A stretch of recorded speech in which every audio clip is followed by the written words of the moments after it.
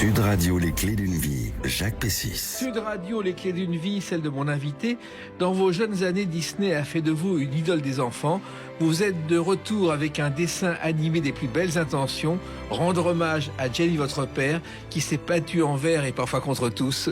Bonjour, Dushka Esposito. Bonjour Jacques, quel plaisir de se revoir. Oui, depuis tant d'années, après tout ce que vous avez fait et qu'on va évoquer dans les clés d'une vie, puisque le parcours de notre invité, c'est le principe des clés d'une vie à travers des dates clés. Bon, on parlera tout à l'heure de cet album Au fond du cœur, qui est un hommage très émouvant et très réussi à votre père, Jenny Esposito.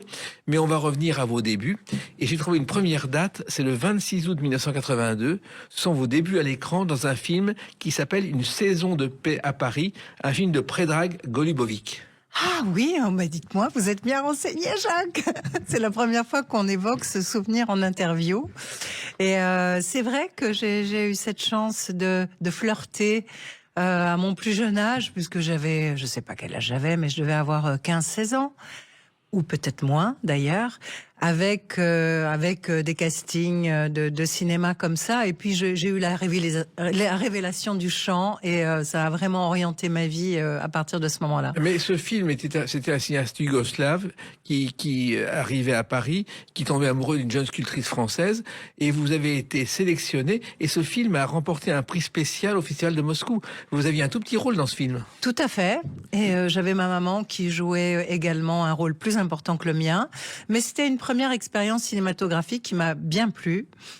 Bon, si ce n'est que j'ai eu cette révélation du chant qui a complètement changé le cours du destin, peut-être. On va continuer sur ce film en écoutant justement la voix de votre mère, Pascale Petit. J'étais une jeune fille romantique, je vivais plus chez mes parents, mais j'adorais mes parents. Enfin. Je l'ai reçu dans les clés d'une vie pour la sortie de son livre, et c'est vrai que dans ce film, il y a deux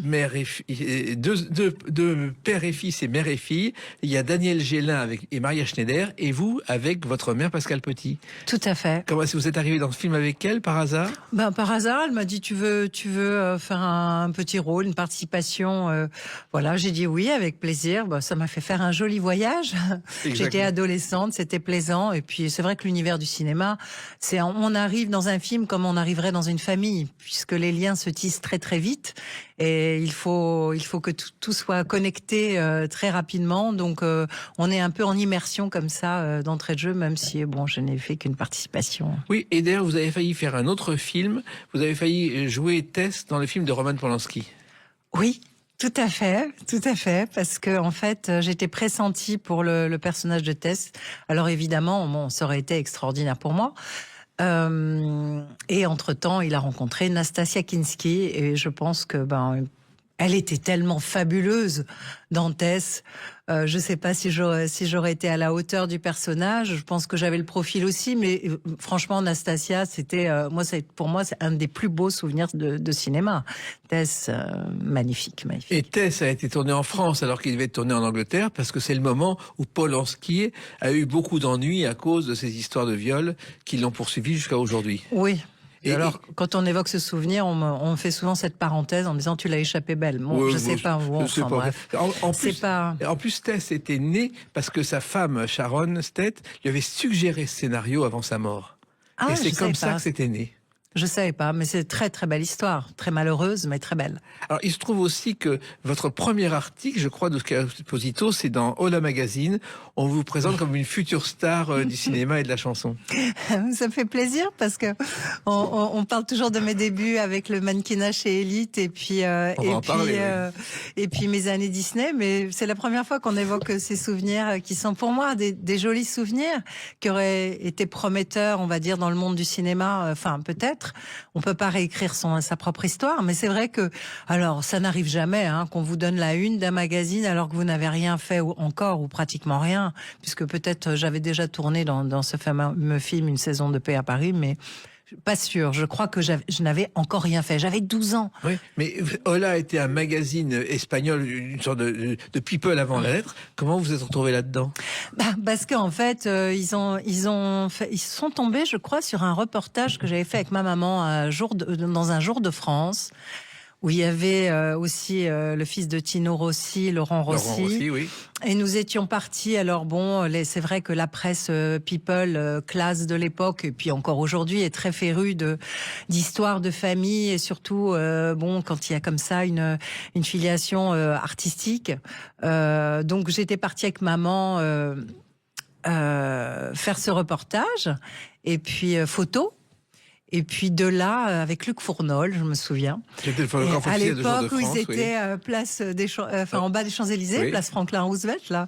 C'était vraiment toute une époque, hein. C'était la fin des années 70, je crois. Oui. Il y avait un grand salon où les photos se faisaient chez Marcel Dassault qui vérifiait à chaque fois la photographie. Oui, oui, et c'était des très belles photos. Et je pense que c'est consécutivement à cette parution que Ola a contacté ma maman via peut-être son agent, et que du coup on a fait cette série de photos ensemble, et que ils ont peut-être pensé que j'allais suivre le destin de ma mère, très probablement, ce que je n'ai pas fait, mais voilà. Non, vous avez fait d'autres choses. Mais alors, au départ, vos jeunes années, ce n'est pas toujours avec votre mère, c'est même pas souvent avec votre mère, mais plutôt avec votre tante, Douchka Esposito. Oui. Ah, comme c'est agréable d'être interviewé par quelqu'un qui fait un vrai travail de fond. Ça fait tellement plaisir. Alors, oui, tout à fait. Francesca Cabo Esposito, de nom de jeune fille, qui est donc la sœur de mon père, qui était la sœur de mon père, Gianni Esposito, et qui était mariée avec Pierre Cabot, qui était le président de Pathé Cinéma. Et je vivais chez elle, un petit peu par la force des choses, puisque mes parents se sont séparés alors que je n'avais que 3 ans. Et du coup, comme mon père voyageait beaucoup et ma maman aussi, j'ai passé ces années-là, entre 3 ans et 10 ans, date du décès de mon papa, chez ma tante qui avait une immense propriété vers Ménil-le-Roi, et qui est une très très belle maison. Et en même temps, il y avait des nounous qui vous permettaient, Douchka Esposito, d'apprendre les langues étrangères. Oui, c'est vrai. L'espagnol, con Consuelo Maceres Pons, qui était une femme formidable, qui n'avait pas pu avoir d'enfants, et qui du coup nous avait adoptés, ma sœur et moi, Michaela et moi, et c'était une femme extraordinaire, et elle nous chantait des berceuses en espagnol tous les soirs. Elle nous parlait en espagnol, même quand elle s'énervait. Caramba, yo te pegaré.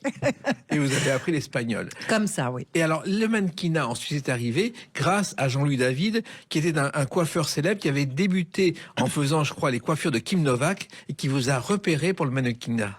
Ah oui, c'était incroyable, parce que ça s'est fait vraiment comme ça. Et puis, maman, c'est vrai qui est une grande esthète, parce qu'au-delà d'être comédienne, elle fait des études artistiques de dessin, etc. Donc elle a toujours un œil très très perfectionniste en termes de couleurs, etc. Et alors elle trouvait que j'étais devenue trop châtain à son goût, et elle m'avait décolorée. J'étais blond comme les blés.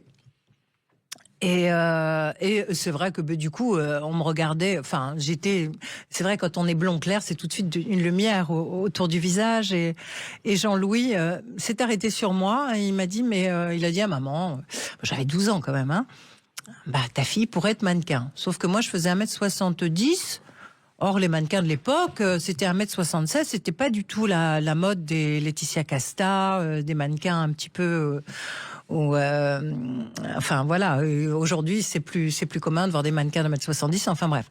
Et donc lui, il avait en projet de faire une campagne avec Vogue Beauté pour sélectionner une Miss Junior. Donc bon, il m'a dit, est-ce que tu serais partante? Alors moi, j'étais enchantée. Maman, je veux faire des photos. Et bon, maman, elle était un peu mi-figue, mi-raisin, parce qu'elle était contente d'un côté, mais de l'autre côté, 12 ans, 13 ans, c'est quand même jeune, hein. Donc pour être exposée aux yeux des photographes et tout ça. Mais là, comme c'était un ami, Jean-Louis David, elle a accepté. Donc j'ai eu cette chance, au-dessus de son salon, là, avenue Pierre Charon, il avait un magnifique appartement avec un aquarium qui faisait une taille impressionnante de poissons d'eau de mer. Et on a fait mes toutes premières photos comme ça. Donc il m'a mis un joli nœud dans les cheveux, et des photos noir et blanc. Et Vogue Vogue Beauté a vu le magazine et ils m'ont adopté. Voilà. Vous êtes devenue Miss Vogue Junior. Oui. Alors ensuite, c'est comme ça que vous avez été repérée, Doushka Esposito, pour l'agence Elite, qui était une grande agence de mannequinat. Son créateur, qui s'appelait John Casablanca, avait été travaillé chez Coca-Cola, avait une femme qui était Miss Danemark. Il a dit, et c'est comme ça qu'il a dit, il faut trouver des jolies filles et les imposer. Et vous êtes rentré dans cette agence qui était très célèbre. Un département de Elite, qui était l'agence. Et en revanche, moi, j'étais pas assez grande pour faire des défilés à l'époque. Donc, c'était vraiment la condition, c'était de faire 1m75 minimum. Et alors, je faisais j'ai fait pas mal de reportages photos, oui, et des catalogues en Allemagne et tout ça. Et ça m'amusait beaucoup parce que je quittais l'école pour partir en voyage. C'était pas mal aux Bahamas, par exemple, avec Francis Giacobetti, qui était un grand photographe. Ah bah, immense photographe, oui. Et voilà. Et bon, c'était quand même un peu osé. C'était exceptionnel, en fait, comme contrat, parce que moi, je pensais vraiment pas être sélectionnée. D'ailleurs, j'ai failli ne pas aller au casting en disant à ma casting director, mais je serais jamais prise. Il y avait toutes les plus belles nanas de Paris qui défilaient. Et des filles, mais impressionnantes, quoi, avec des grands yeux verts, turquoise, enfin des avions de chasse, comme on dit. Et donc, bon, moi, j'avais pas la prétention d'être aussi jolie que ces filles-là. Et en fait, par contre, en revanche, j'étais très sportive parce que j'ai fait beaucoup d'athlétisme en tant que jeune fille et même enfant, et des compétitions et tout ça. Et donc, j'avais des jambes hyper musclées et j'avais gardé un Polaroid comme ça dans mon book. J'y suis allée, j'ai failli retirer le Polaroid, je dis bon, je le laisse, c'était la seule photo où on voyait mes jambes, et j'étais sélectionnée grâce à mes jambes, voilà. Ça, c'était votre première carrière. Après, il y a eu d'autres choses, et on va évoquer une autre date importante dans votre vie, le 1er janvier 1984. À tout de suite sur Sud Radio avec Doushka Esposito. Merci. Sud Radio, les clés d'une vie, Jacques Pessis. Sud Radio, les clés d'une vie, mon invité Doushka Esposito. Nous parlerons tout à l'heure de Au fond du cœur, un album où vous rendez hommage à votre père, Gianni Esposito. On revient à votre carrière. Le début de votre carrière, ça a été le cinéma et la mode. Et puis le 1er janvier 1984, vous êtes au Théâtre de l'Empire chez Jacques Martin pour chanter cette chanson dans l'émission Entrée les artistes.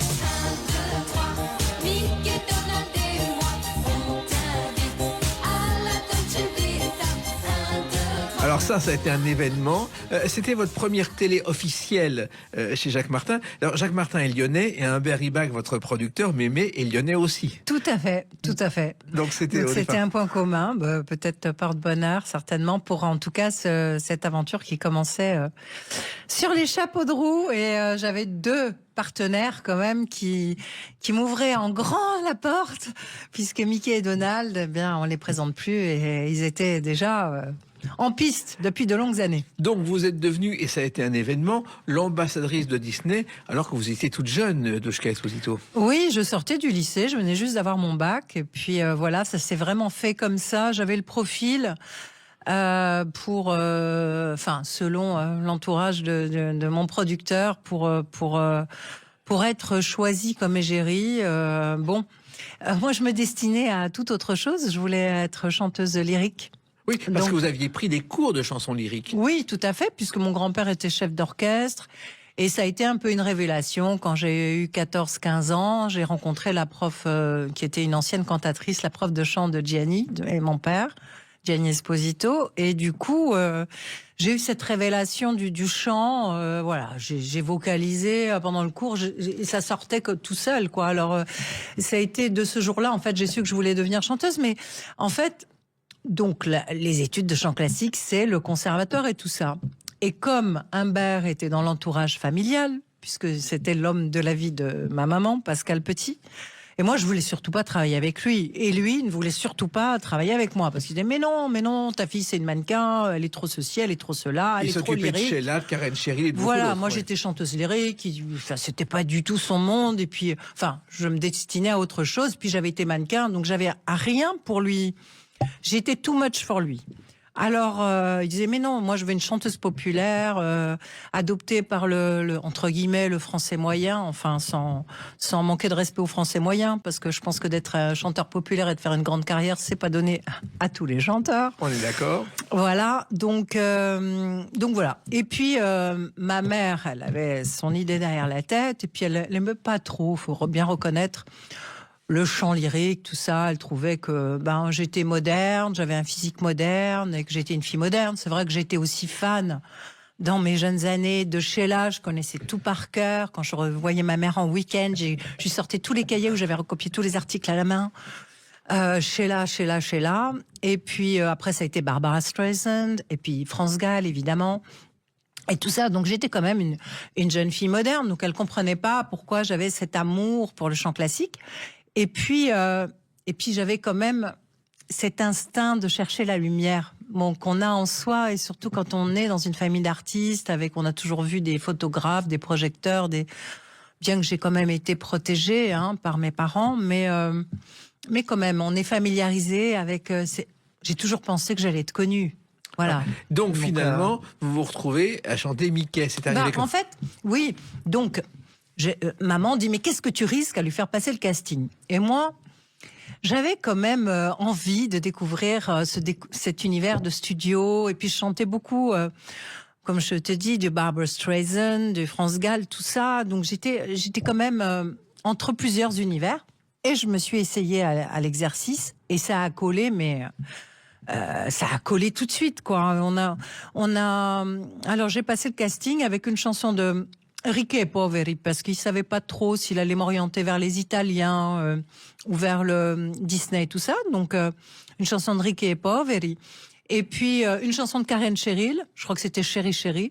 Et puis, Allons danser avec Mickey, qui avait été un carton pour Chantal Goya, puisque dans les années qui m'ont précédé, qui ont précédé la sortie de Mickey, Donald et moi, Walt Disney cherchait avec Dorothée, avec Henri Salvador, qui a été un des précurseurs, Annie Cordy, je crois aussi, qui a chanté du Disney. Bon, enfin, il y a eu plusieurs artistes, mais personne n'a voulu endosser le contrat, entre guillemets, d'exclusivité avec Walt Disney. Et surtout pas Jean-Jacques Debout, oui, qui a un talent phénoménal et qui est un génie pour moi de la chanson française, et qui avait plein d'idées, plein d'inspirations, et qui voulait pas coller peut-être ou s'enfermer dans un univers exclusivement. Et Humbert Ibach, qui était en perte de vitesse à l'époque avec Isabelle Morizet, qui était à l'époque Karen Cheryl, oui, puisque elle avait d'autres objectifs de vie. N'avait plus d'artistes leaders. Et donc voilà, ça s'est fait comme ça, en fait. C'est les opportunités de la vie qui ont fait que je suis devenue égérie de Disney. Alors, on a raconté une belle histoire. Il fallait surtout pas dire que j'étais la fille de mes parents. Oui. Parce que il fallait justement que le public m'adopte pour mes qualités et pas parce que j'étais fille d'eux, quoi. Et vous avez vendu, c'était très intelligent, oui, je pense. 10 millions de disques vendus quand même en quelques années. Oui, c'est vrai. J'ai eu cette chance parce que Humbert Ibach a quand même fait les choses avec les meilleurs. Avec des Pierre Delanoë, avec des Jean-Pierre Bourter, avec des Claude Lemel, oui, qui m'a écrit 3-4 tubes, dont Taram, Balou. Alors, Balou était une adaptation, Élémentaire, mon cher Balou, oui, de There's Something Wrong in Paradise, de Kid Creole and the Coconuts. Et puis, Mickey, Donald et moi, c'était aussi une adaptation. Et puis, voilà, c'est une belle histoire. Et Mickey, Donald et moi, c'est une histoire aussi qui est venue comme ça. Parce que Humbert, donc ça s'est fait très très vite. Donc quand ils m'ont vu en studio de danse, l'équipe de Walt Disney, Armand Bigle ou son fils Dominique, ils sont venus me voir en studio de danse. Je dansais à l'époque avec Georges Lady, qui était l'élève d'Amadeo, et vraiment c'était sérieux comme travail. Les disques Ibach me faisaient travailler énormément. Je prenais 3 cours de chant avec Daniel Licari par semaine, qui était une professeure fantastique. Qui a aussi doublé Catherine Deneuve dans Les Parapluies de Cherbourg et qui a chanté le concerto de Saint-Preux. Oui. Et c'est une merveille Oui, de femme et de voix et de professeur. Donc j'ai eu cette chance de travailler avec elle. Et puis la danse aussi. Et quand ils sont venus me voir en studio, ils étaient à fond, quoi. Ils ont dit c'est elle qu'on... Parce qu'il y avait plusieurs jeunes filles en compétition et c'est moi qui ai été choisie, voilà. Et il y a eu un événement, c'est que le frère de Walt Disney, Roy Disney, est venu vous remettre un trophée, je crois, un jour, Doushka Esposito. Oui, alors ça c'était l'année d'après, avec le premier album d'or. Et c'était Roy Disney. Alors c'était vraiment la copie de Walt. C'était extraordinaire. Il avait ses moustaches, ses hommes des années 50, grand américain, la classe, quoi. Il est venu chez Lasser, il m'a remis mon disque d'or. On avait fait une jolie parution, d'ailleurs, je crois, dans François, le Figaro, je ne sais plus, je crois que c'était François. Je crois que c'était François. Et Roy Disney, il faut savoir, a travaillé avec son frère, a débuté avec lui et l'a sauvé parce qu'au départ, Walt Disney avait créé un personnage, Oswald le lapin. On lui a détourné, on lui a volé. Et celui qui a sauvé la maison Disney, c'est Roy Disney en aidant son frère. Et il a aussi beaucoup œuvré pour la création du parc Disneyland à la mort de son frère. Oui, ben c'est vrai que souvent la clé du succès et la clé d'une vie, c'est de savoir s'entourer. Et puis vous avez quand même chanté à l'Élysée devant François Mitterrand. Oui, c'est vrai aussi, avec Christine Gouzerenal. Oui. C'est incroyable, hein, Comment quand ça on s'est voit Mitterrand et face de Basile et tout ça. C'est quand même, j'ai une photo très insolite. D'ailleurs, on voit le chef d'État en face de Basile, détective privé. Oui, car il y avait tous les personnages qui étaient avec vous à chaque fois. C'est ça, c'est ça, ça a été la magie. En fait, moi, j'ai eu la chance, si tu veux, Jacques, d'être entourée. Le parc n'existait pas. Moi, j'ai posé la première pierre au parc de Marne-la-Vallée. Mais quand je suis sortie, moi, il n'y avait pas de parc. Donc, c'était la première fois et ça, c'était une idée de mon producteur, et c'était une très bonne idée, de faire danser sur des rythmes un peu modernes, Mickey et Donald. Ça ne se faisait pas à Ben, l'époque. ça se faisait pas. Même Dorothée et Chantal ne l'avaient pas fait. Enfin, j'étais la première à le faire pour Walt Disney. Donc, je suis devenue un petit peu la Judy Garland française à l'époque, la grande sœur de Mickey. Et, enfin, voilà. Donc, sur scène, j'avais tous les personnages. En plus, donc, quand j'allais partout en province, on partait avec des vannes, avec tous les personnages. C'était extraordinaire. Et ça a été un moment fabuleux de votre vie. Ah, complètement, complètement. Alors, à un moment donné, évidemment, comme toutes les jeunes artistes, et puis comme tous les artistes tout court, on a envie d'évoluer, on a envie d'amener. On n'est pas, si on est dans le train-train, on fait pas ce métier, hein, on n'est pas fonctionnaire, on veut pas se répéter à l'infini. Donc, j'ai voulu évoluer, certainement un peu trop vite. Pour mon producteur, qui trouvait que ça marchait très bien et qu'il fallait surtout pas casser la mécanique du succès. Et moi, je voulais évoluer. Et bon, lui était assuré. Il me dit, on a le temps. Sauf que quand on est jeune, le temps, on n'a pas du tout le même rapport au temps qu'en grandissant. Et vous avez évolué et on va évoquer une autre date de votre carrière qui est importante, le 2 mai 2012.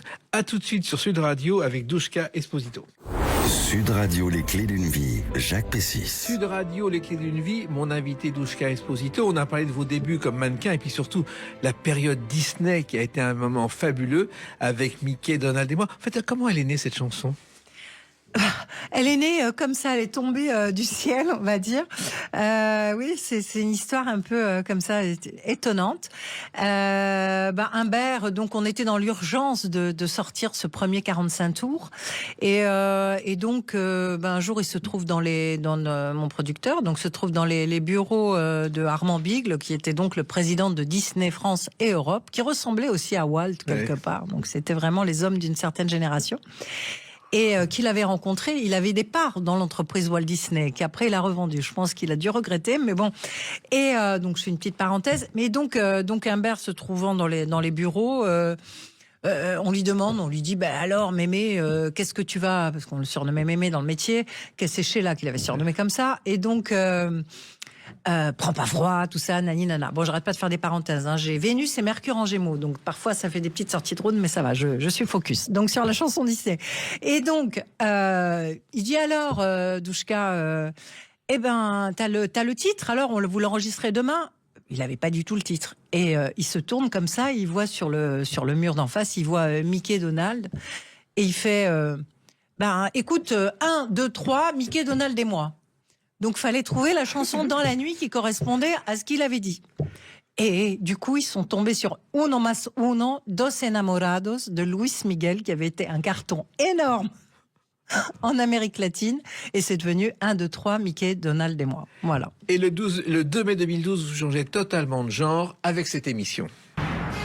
Tous les ans, la justice française rend plus de 400 000 jugements en correctionnel. L'audience est ouverte. Le jour où tout a basculé, où vous faites un épisode et vous avez une fille qui a quelques problèmes et vous la sauvez dans cet épisode qui était une émission de télévision tout à fait nouvelle puisque c'était une avocate qui présentait un scénario inspiré de faits réels, le moment où la vie a eu basculé et vous êtes Marlène et Jade, votre fille, a un problème à régler.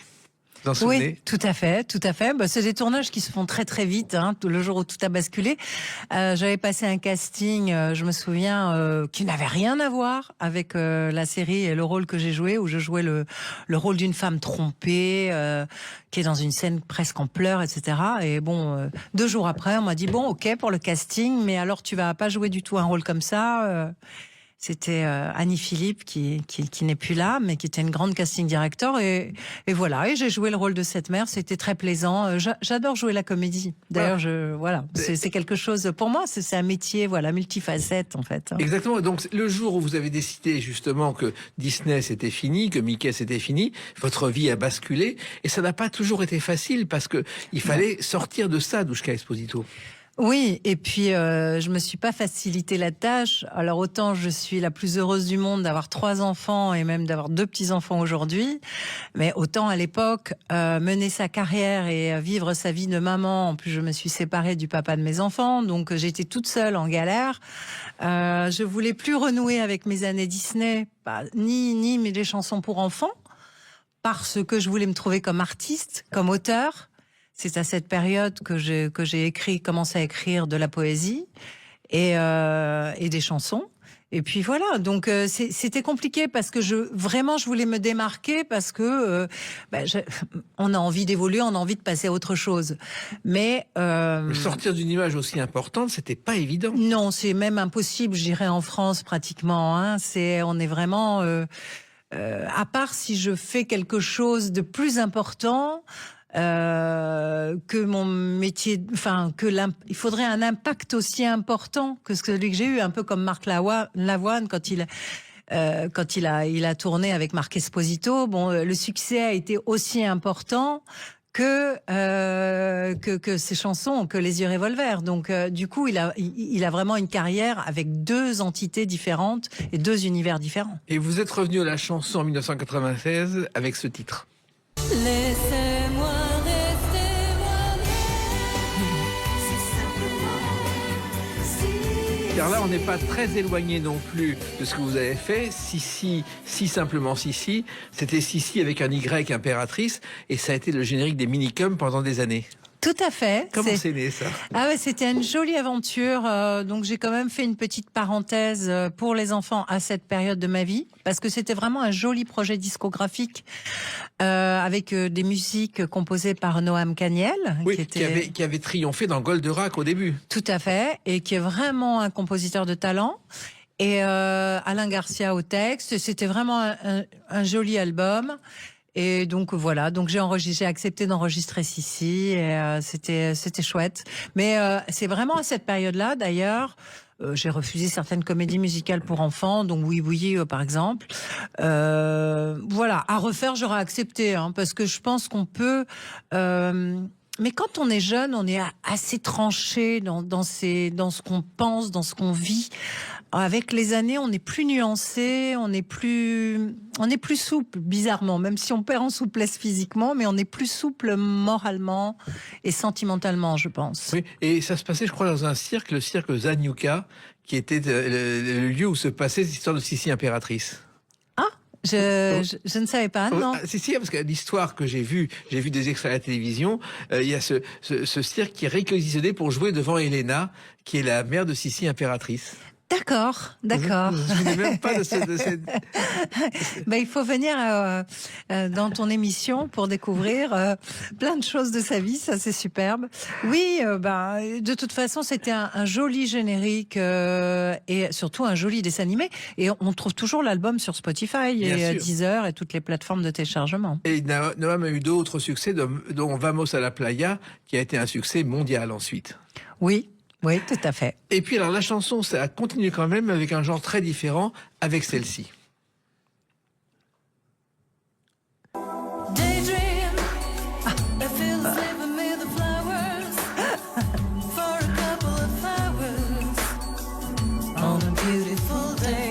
Daydream, chanson très connue que vous avez enregistrée. Voilà. Ouais, 1969. Oui, alors ça c'est une idée de Didier Barbelivien, avec qui je travaillais à l'époque. On explorait un peu des voix pour moi, justement, des nouveaux titres. Il a eu cette idée et j'ai sorti le single sous le nom de Bogie parce que je voulais pas que les radios disent « Ah, c'est Douchka, on met à la poubelle oui. ». Alors... pas parce que parce que je sais pas chanter, parce que je suis étiquetée entre guillemets marketée chanteuse pour enfants. Donc j'avais eu l'idée de le sortir sous le nom de Bogie chez EMI et on a été quand même 10e des Slow Groove à l'époque. Voilà. Et ça a été un succès parce qu'à l'époque vous cherchez, vous ouvrez même votre voix à la poésie et il y a un recueil qui s'appelle, je crois, L'Alchimie d'aimer, qui sort, qui est votre premier recueil de poésie. Et là non plus, on s'y attend pas, Douchka Esposito.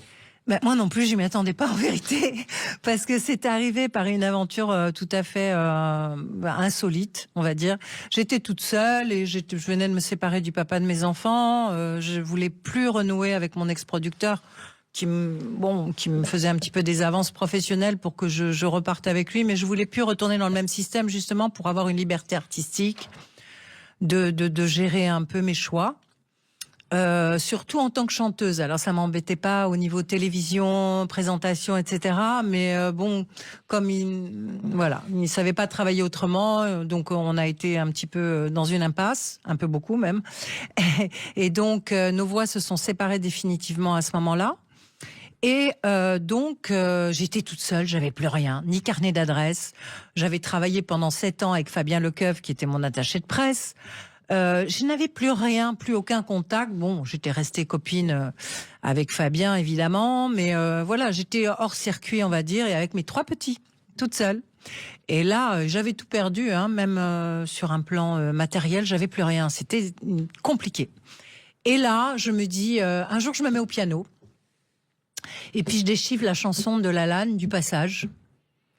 Et puis on m'avait donné un jour, mon ex-mari qui était producteur, il était en relation avec lui, et puis j'avais récupéré son numéro de téléphone, il savait pas que c'était moi au téléphone. Et puis j'ai dit, je garde ce numéro, un jour, je sais pas pourquoi, j'ai eu cette intuition. Et puis Lalanne correspondait quelque part pour moi à l'artiste pop, la Maison du Bonheur, avec ce parfum poétique dans les textes, qui m'évoquait peut-être un peu mon enfance et mon père.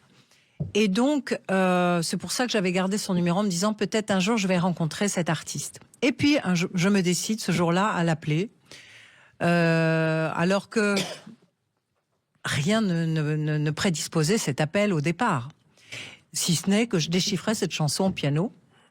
Et puis tout d'un coup, je sens comme l'âme de mon père. Alors, est-ce que c'est subjectif ? Est-ce qu'il était vraiment là ? Et je lui dis, papa, qu'est-ce que je fais ?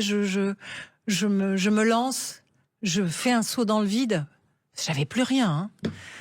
Et j'avais 3 petits qui occupaient 3 sections de maternelle. La petite, la moyenne et la grande. J'avais fait fort quand même dans l'inconscience. Et parce que faire des enfants seuls quand on est une artiste, c'est quand même kamikaze et tête brûlée même. Ouais. On voit que j'ai eu une enfance dorée, donc quelqu'un qui aurait souffert n'aurait jamais fait ça, évidemment. Donc voilà, et là, je sens comme un coup de pied dans mon ventre qui me dit « Vas-y, fonce !» Et donc j'appelle, et je tombe sur Francis, qui répond, pour ainsi dire, jamais au téléphone, comme tous les créateurs, ils passent pas leur vie au téléphone, et il me dit « Qu'est-ce que je peux faire pour vous ?» Il voyait pas ex-égérie de Disney, tout ça, j'étais bien loin de son monde à lui. Et là, je me présente, je dis « Vous savez, je suis la fille de Gianni Esposito. » Et là, j'entends un grand silence. Parce qu'évidemment, les silences sont souvent très éloquent. Et il me dit de venir le voir. Et il se produit avec une pièce, celle de avec Jean Piat, Oui. qu'il jouait avec Jean Piat, L'Affrontement, où il avait un rôle de jeune séminariste et il était dans son rôle avec ses cuissardes, bien dans son personnage. Et puis on sort, on va prendre un verre. Il me dit mais qu'est-ce que je peux faire pour vous Voilà, j'aimerais bien. Vous êtes la fille de Gianni, donc ça me touche énormément parce qu'il me dit votre père. C'est pour ça d'ailleurs qu'il a accepté de me voir. Faisait partie des 10 êtres, des 10 artistes pour qui je voue une admiration sans borne et à qui je pense presque tous les jours. Alors ça m'a énormément touchée. Et là, j'ai pas pu parler. Je suis arrivée toute maquillée, tout ça. J'étais blonde à l'époque. J'ai tout le maquillage qui coule. C'était comme une poupée de cire qui fondait comme ça devant lui. Il me dit mais alors il était désolé de me voir comme ça. Et il me dit mais vous êtes comme dans l'œuf. Vous êtes comme dans l'œuf. Mais je sais pas. Je vais revenir vers vous, mais je peux pas vous dire quand. Je dis ok, formidable. Et je pars. Et puis les mois passent. Et pas de coup de téléphone de Francis. Et puis un jour, le téléphone sonne. C'était lui. Et il me dit, écoutez, il faut qu'on se voit. Je dis, ah bon Et oui, on me parle tous les jours de votre père. Il y a quelque chose. C'est comme un signe. Donc, on a quelque chose à faire ensemble. Et là, c'était comme l'étoile, comme ça, qui brillait au fond de la nuit. Et ça m'a tellement touchée, en fait, que pendant 10 jours, j'ai écrit 10 poèmes en écriture automatique. C'est sorti d'un coup d'un seul. Quelque chose qui remontait à mon enfance, qui me reliait à mon père. Ou est-ce que c'est mon père qui était là à ce moment-là Voilà. Donc, je suis arrivée au rendez-vous et j'avais ces 10 poèmes.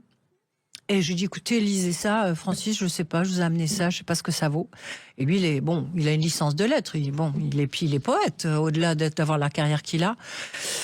Et tout ça. Donc, il dit, ah, mais vous avez une plume. Je lui dis, vous allez écrire. J'ai trouvé l'idée pour vous. Vous allez écrire. Je lui dis, non, mais ça va là-haut, je vais écrire, mais j'ai écrit un poème ou deux, mais vous allez écrire un recueil de poésie. J'ai dit, non, mais Francis, c'est impossible. Il m'a dit, rendez-vous dans 3 mois. J'ai dit, mais comment je fais? J'écris 10 poèmes, comme ça m'est tombé du ciel, je ne peux pas. Et alors, il me dit, c'est simple, vous mettez devant une feuille blanche, vous allumez des bougies, vous mettez de la musique, vous faites ce que vous voulez, vous mettez dans l'ambiance, vous allez voir, ça va venir. Je l'ai écouté, effectivement, mais c'était tellement une échappée belle, quelque chose que j'ai rêvé. Parce qu'à l'époque de Disney, en fait, je voulais co-signer mes chansons et tout ça. Et puis il y avait tellement de gens dessus qu'on me laissait pas. Donc voilà. Et donc du coup, pour moi, c'était comme un. Alors il me disait d'ailleurs, je vais vous accoucher artistiquement. Je dis, vous y allez un peu fort quand même, c'est un peu cru. En tout cas, ces poèmes ont marché. Et puis aujourd'hui, justement, Gianni Esposito, vous en parlez beaucoup avec cet album qui est sorti le 14 juin 2024. À tout de suite sur Sud Radio avec Douchka Esposito. Sud Radio, les clés d'une vie, Jacques Pessis. Sud Radio, les clés d'une vie, Douchka Esposito, mon invité. On a évoqué tous vos parcours, notamment Disney, qui a été important dans votre vie. Et le 14 juin 2024, est sorti un album Au fond du cœur. Ça fait 50 ans que votre père, Gianni Esposito, est parti et vous avez décidé de lui rendre hommage. Et oui, c'était un long parcours. Entre-temps, c'est vrai qu'il y a eu des chansons pop et tout ça qui sont pas encore que j'ai travaillé depuis des années et que je n'ai pas encore mis en ligne parce que en fait, j'ai vécu mon aventure un peu dans l'intimité de mon évolution personnelle, on va dire. Donc, parce que sortir pour sortir, non, ça m'intéressait pas. Et puis, ce moment fort, ça a été la rencontre avec la chanson de mon père, les retrouvailles, on va dire, avec la chanson Le Clown.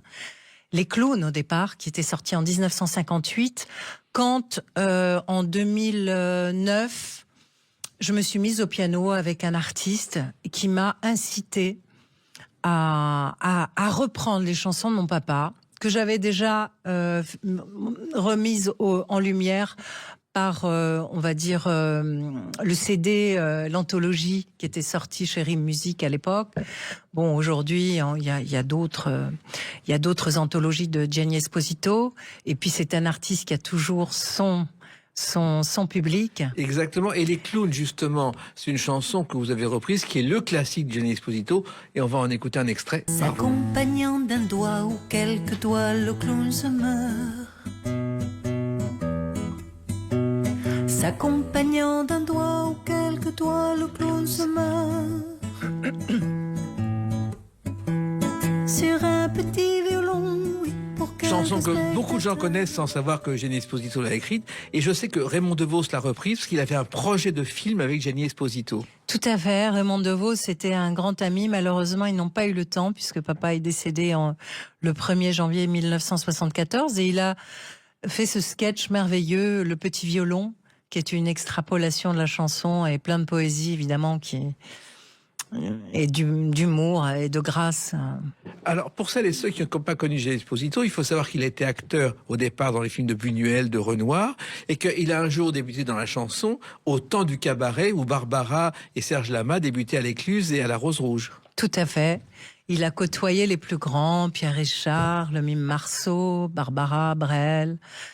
Et son répertoire était étrange. Dès le début, il ne correspondait pas aux normes de la chanson habituelle. On va dire que Gianni, son œuvre, et c'est pour ça que ce disque, au fond du cœur, au fond des âges, c'est vraiment toute mon enfance et tout ce dont je me souviens de mon père, qui était entre la réalité du terrone napolitain et cet hyper-réalisme poétique et le côté mystique et de l'artiste qu'il était. Donc il était dans cette sensibilité. Quand il a composé Deux Colombes, qui a d'ailleurs été interprété aussi par Dalida, magnifiquement bien, qui figure aussi dans mon album, c'était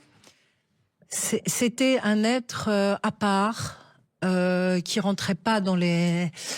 D'ailleurs, dans une interview de Jacques Chancel, Radioscopie, il dit à un moment donné, ce que j'ai mis en exergue comme ça sur le clip de Gianni, qui se trouve sur YouTube, qu'on peut retrouver sur la chanson que j'ai composée pour lui. Il dit, à un moment donné, je ne comprends pas pourquoi aujourd'hui, déjà à l'époque, on est séparés du tout. Donc il était dans cette philosophie un peu, alors on peut dire hindouiste à l'époque, attiré par l'ésotérisme, mais en même temps il était proche de la culture française, napolitaine, enfin italienne. Il avait fait ses études, les beaux-arts à Rome. Donc il était dans ce tout proche on va dire, d'une philosophie à la Léonard de Vinci, comme quoi l'univers, l'art, le nombre d'or de la vie. Enfin, il était dans cette quête d'harmonie, de perfection. Il apprenait le sanskrit. C'était un disciple de la vie. Voilà. Et alors, vous rendez hommage à Gianni Esposito, votre père, à travers des chansons qu'il a composées, mais vous en signez une aussi, et celle-là, vous venez d'en parler, c'est Gianni. Il avait des yeux tendres, dorés d'Orient. Merci. Des Marius au clown triste d'antan. Il chante sa vie d'artiste, du vieux sage à l'enfant. Il était ses rimes. Ce qui est étonnant, c'est qu'aujourd'hui, le nom de Gianni Esposito est connu, qu'une génération le connaît, et votre but, c'est la transmission de Gianni Esposito. Oui, parce que comme il est décédé très jeune, il n'a pas eu le temps de faire vivre ses chansons. Il est mort en 74, je crois. C'est ça, il est mort à 44 ans. Donc, en fait, quand j'ai retrouvé la chanson Le Clown, je voulais pas y toucher parce que pour moi, c'était le clown de mon enfance, c'était intouchable. Et en fait, j'ai senti presque la voix de mon père et toutes les résonances, puisque j'étais souvent, quand il venait, entre deux spectacles, nous voir. On chantait avec lui à côté du piano, au fond du cœur, au fond des âges, même à celui qui meurt, le rossignol mime. Toutes ces chansons, Paris le désert, toutes ces chansons finalement que les gens ne connaissent pas de lui et qui sont hyper modernes. Il a travaillé avec des grands arrangeurs comme Jean Musique qui nous a quittés récemment, malheureusement, qui était un grand compositeur et arrangeur de musique de film aussi. Et voilà. J'ai en moi, c'est une façon de garder mon père en vie, en fait. Oui, et puis de transmettre au public. Voilà. Oui, car c'était un poète aussi un peu méconnu, parce qu'il est mort trop jeune, mais il a fait des chansons dignes des plus grandes poésies. Alors, c'est un peu prétentieux de dire qu'on a hérité d'un papa aussi talentueux, mais c'est vrai que, la plupart des gens qui tombent des personnes qui découvrent l'œuvre de Gianni trouvent que quand même c'est un artiste exceptionnel. C'est vrai il travaillait énormément. Il mettait des années pour sortir un poème, il le sculptait. C'était un sculpteur et c'était le premier métier qu'il a voulu faire, la sculpture, et il sculptait ses poèmes. D'ailleurs, vous avez assuré la relève à votre manière, puisqu'il y a un recueil qui est sorti au Lys Bleu, Vita Poetica, car vous avez continué, après Francis Lalanne, à écrire des poèmes. Oui, il me l'avait dit, tu verras, tu ne finiras jamais d'écrire. Et c'est vrai. C'est vrai, à chaque fois que j'ai eu un état d'âme, et ça m'a sauvé de beaucoup de choses. Alors évidemment, dans tous les sentiments extrêmes, ça pousse à l'écriture. Après, on a la réflexion d'une vie aussi. Parfois, on écrit des pensées, comme on dit. Hein. Et ce recueil, c'est 27 ans de ma vie, des émotions de ma vie, toutes les aventures de ma vie. En fait, j'ai eu cette chance d'avoir une vie d'aventurière. Voilà. Alors, j'ai pas une grande réussite, on va dire, en termes professionnels, comme j'aurais pu avoir après mes années Disney. Mais en revanche, j'ai capitalisé, enfin, j'ai cette chance, je pense, d'avoir capitalisé énormément d'émotions et d'avoir pu écrire quelque part par cette aventure existentielle, tous ces poèmes dont aujourd'hui je suis fière parce que ce ne sont que des moments de vie. Et voilà, donc c'est vraiment mon bébé. Vita Poetica au Lys Bleu. Alors il se trouve aussi l'émotion, elle est présente dans cet album parce que votre père et votre mère se sont connus au Festival de Moscou. Ils se sont mariés pendant que Pascal Petit tournait un film, et puis ils se sont quittés au bout de 3 ans. Et dans cet album, à votre façon, vous les réconciliez à travers une chanson. Vous désirez ma main ? Soit, je vous l'abandonne. Mais prenez-vous d'amour pour l'esprit qui l'anime. Montrez d'avance un cœur douillet et magnanime.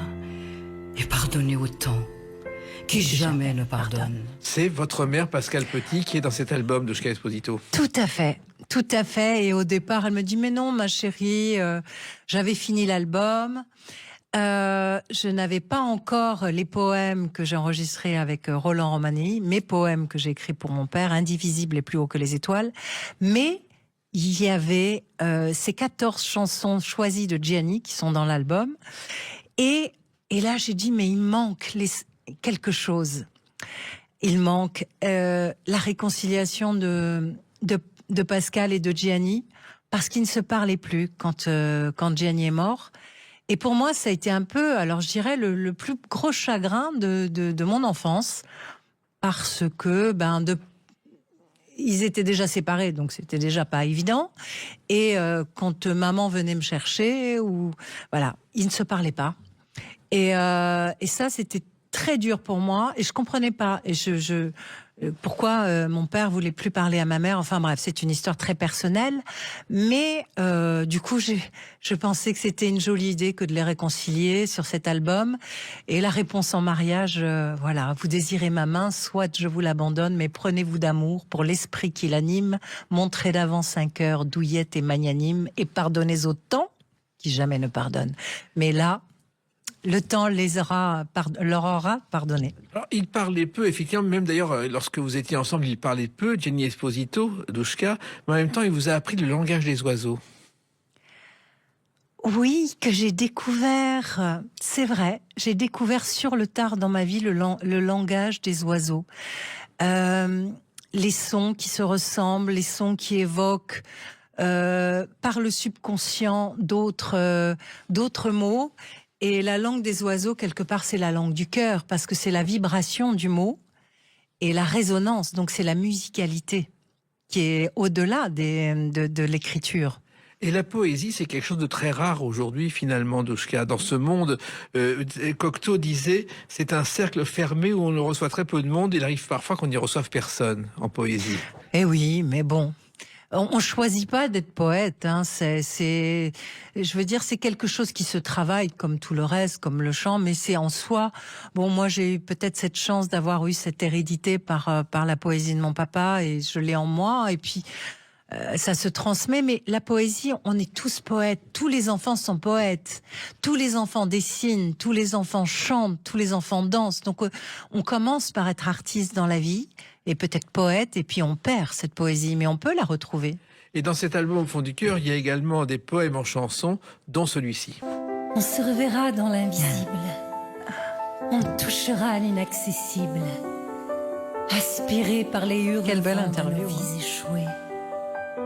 Sur le pont de l'indivisible. C'est presque l'avenir, ça. Être pour toi. vous.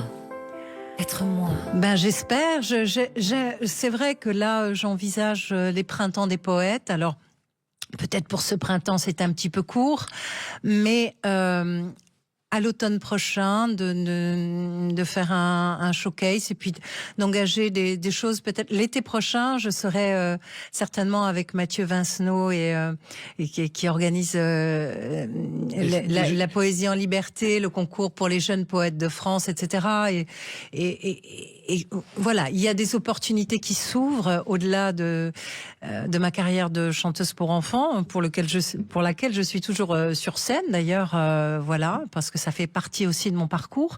Et puis la magie de la poésie n'est pas si loin du monde des enfants, même si elle a une autre étoffe et voilà, une autre profondeur évidemment, mais... C'est-à-dire, au fond du cœur, c'est le point de départ d'autre chose pour vous, Jenny, pour Doucha Esposito. Oui, j'espère. Et je pense Merci, que en tout cas, votre père doit être fier de vous en vous écoutant. Ben merci beaucoup. En tout cas, Roland Romanelli m'a fait cet honneur dans cet album de me rejoindre, puisque j'avais fait un très joli...